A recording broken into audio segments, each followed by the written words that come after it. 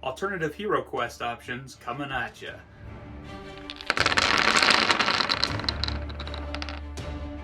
Hey everyone, this is part one of a two-part Heroquest alternative game list. If you'd like to skip the part about Heroquest where I'm just talking about updates with the crowdfunding campaign, hop ahead to minute 5-ish for the actual list countdown. And thanks for watching. What is up, internet people? It's Chris with Tabletops and Tentacles here with a kind of fun little video. I did that Heroquest video and it seemed to get a pretty good reaction, and I had a few people ask me about alternatives to Heroquest if you're still looking for kind of the same gameplay and vibe.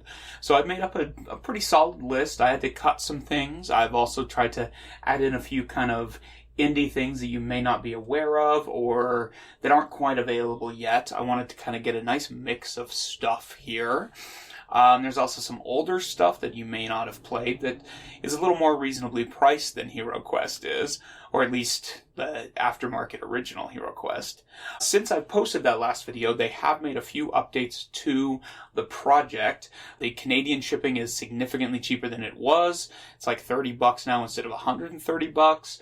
And it has come out that they definitively don't have the rights to distribute the game outside of North America.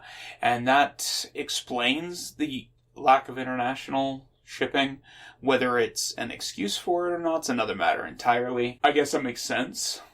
It's a little obnoxious, but it also makes it really unclear as far as the retail thing is concerned. They've asked them a few times about whether they're going to have a retail level, and they have not answered those questions. There has been a quote in one interview stating that there will be a retail version of this, but there's no word as to how much it's going to be, what it will and will not include. So we'll see. Since the crowdfunding campaign has started, they have added some new combat dice, couple of extra goblins, and a new quest to it through stretch goals. They're not ramping up super fast as far as the sales are concerned, and frankly, as supportive as I am of any crowdfunding campaigns, I do feel like they hurt themselves by sticking with Hasbro Pulse instead of paying the extra 10% to have it available on Kickstarter instead. I think they would have gotten a better reaction. Maybe. I guess they may have courted controversy just as strongly having a company like Hasbro trying to kickstart something. So I think it's sort of a damned if they did, damned if they didn't kind of situation.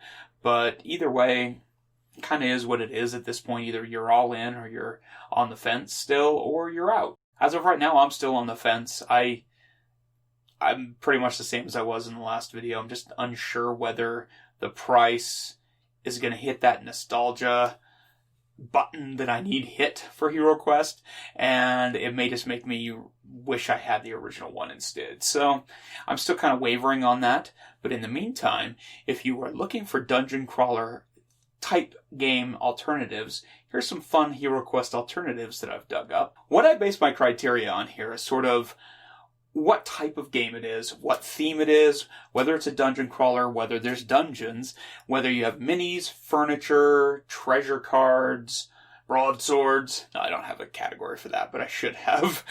What type of board it is, whether it's a modular tile board or like a modular board like Heroquest uses. Whether they use miniatures versus standees. If they do have miniatures, how many? And sort of what their overall theme is. I threw a few in here that aren't overtly fantasy related because I do like the vibe of a dungeon crawler that isn't straight fantasy. I think that's a fun alternative to it. I did leave off a lot of games that were, I feel like, not as equivalent to Heroquest. They're great dungeon crawlers, they're great skirmish games, they're great just overall board games, but I feel like most of these on this list have a little bit of the vibe or spirit of Heroquest.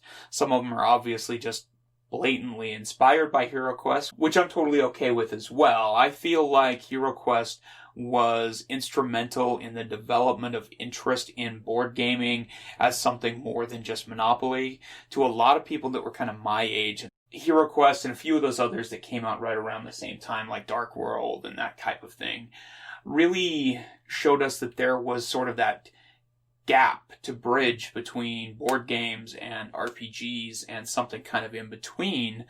And although it took a very long time for that to kind of become more mainstream and accessible with Kickstarter and indie game creators, it's kind of cool to look back on that, embrace it, but see what there's available now that kind of scratches that same itch. So first up, I feel like we need to address the original itself, Heroquest. It was originally released in 1989. You can get it for between $100 to $800+ depending on how complete it is and where you can find it on eBay. I have seen that they're really bouncing all over the place right now with this relaunch out there. It's obviously fantasy themed. You're rolling to move around in a dungeon. There is no campaign mode or co-op mode. You have 4 heroes to choose from. It's a modular board with furniture, doors, 35 minis, and your villains are controlled by a GM. The new Heroquest is pretty much all the same, except it's $100. It's crowdfunding now, and we're getting a little closer to about 40+ miniatures on it. The other notable difference is basically the art and the miniature design. The new minis are a lot more angular, they're a lot more modern looking, and either that's going to float your boat or really turn you off. So first off, let's look at a couple of kind of retro games that have that same vibe as HeroQuest, but are a little bit cheaper. So first off is Dark World from 1991, and it has a pretty... it's pretty much just HeroQuest that's more heavily produced and not as fun to play. It's got some really cool little extras to the board. It's got some more 3D terrain to it, and the board is a little bit different. It's got a lot of the same vibe because the miniatures are very similar. One kind of fun thing about it is they have little potions and different weapons that you can swap out in the miniatures' hands, which was revolutionary in the 90s, but the game isn't as strong. You can find this one for pretty cheap. I picked up my copy for $25 or something like that, but it's a fun game. It's definitely hits some of the retro feel, but it doesn't feel as well-rounded. So next up we've got Dungeon and Classic Dungeon. This was originally released in 1975 and then re-released as The Classic Dungeon in 1992. So around the same time as this sort of follow-up games to HeroQuest started coming out. It's fantasy themed, you're cruising around in dungeons, and the board's a little wacky. It almost looks like somebody took a bunch of cards and just kind of threw them randomly onto the board and then made the board based off of that. There's no furniture or doors. It's got 6 minis, and then the main villains and stuff are all standee style. The villains are controlled by dice and rules, so I believe this is fully co-op and you can play it solo. But I think some of that's more of a mod adjustment from what I was seeing. There's a lot of different information about these two games because they're kind of all over the place. But the combat system has been revised in the more recent version, the 92 version, and I've heard it's a little more well-rounded in terms of play. And you can find it for $20 to $60 online. Dungeon and Classic Dungeon are both definitely great games. They're one of those type of games that people collect 13 of, and they'll show off their collection of the same box 7 times. So that gives you an indication of the fact that it is pretty similar in love compared to HeroQuest. It's just not quite the same type of game. Landing somewhere between those retro games and the new modern kind of revolution of HeroQuest inspired games are the Dungeons & Dragons and Forgotten Realms games that they put out. There's Wrath of Ashardalon and Castle Ravenloft and Legend of Drizzt, and these are all, I think they're great substitutes for HeroQuest in a lot of ways. They've got a lot of that same vibe, but they're a little more refined. They've got some nice, fun, different adventures you can go on. They have limited minis, and you can get them all on Amazon for around $50 a piece. And I've heard nothing but good things about these games for the most part. They're fairly simple. They're easy to play with multiple players, but ideally it's a 2 to 4 player game. But the minis look great. I think the gameplay looks simple enough to learn that you can dive right in and play it a lot of the ways that HeroQuest appealed to people. And I have to say, as much as I have a tremendous amount of love and support for indie creators, it's hard to not voluntarily go for something like this because it seems like a really nice substitute for Heroquest if you want that sort of dungeon crawling vibe with a little bit of the D&D action going with it.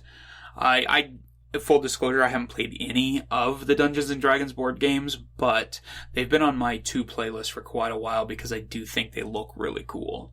So that about takes us through kind of the early era of HeroQuest-esque games. I hope you enjoyed this little rundown. I'll be back with the next installment in a day or two, where we kind of shift our focus towards current or upcoming games that have the HeroQuest vibe. I know I've missed a lot of games, and I apologize that I haven't played a lot of these games.